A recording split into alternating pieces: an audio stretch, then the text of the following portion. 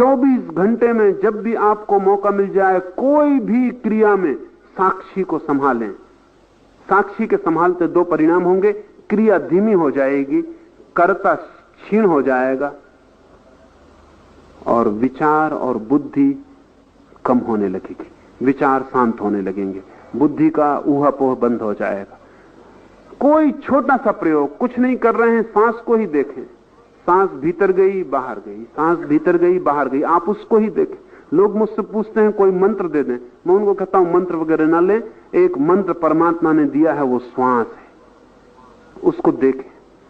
श्वास पहला मंत्र है। बच्चा पहला पैदा होते ही पहला काम करता है श्वास लेने का, और आदमी जब मरता है तो आखिरी काम करता है श्वास लेने का।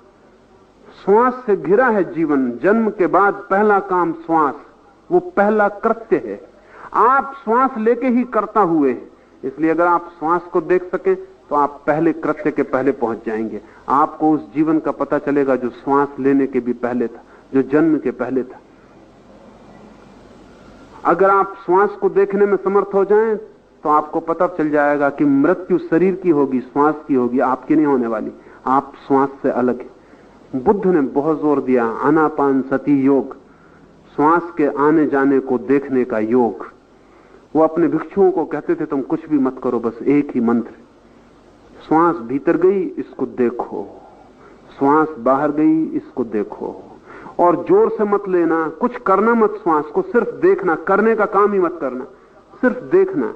आंख बंद कर ली, श्वास ने नाक को स्पर्श किया, भीतर गई भीतर गई, भीतर पेट तक जाके उसने स्पर्श किया, पेट ऊपर उठ गया, फिर श्वास वापस लौटने लगी, पेट नीचे गिर गया, श्वास वापस आई, श्वास बाहर निकल गई, फिर नई श्वास शुरू हो गई। ये वर्तुल, इसे देखते रहना। अगर आप रोज 15-20 मिनट सिर्फ श्वास को ही देखते रहें तो आप चकित हो जाएंगे। बुद्धि हटने लगी, साक्षी जगने लगा, आंख खुलने लगी भीतर की, हृदय के द्वार जो बंद थे जन्मों से खुलने लगे, सरकने लगे। उस सरकते द्वार में ही परमात्मा की पहली झलक उपलब्ध होती। साक्षी द्वार है, बुद्धि बाधा है।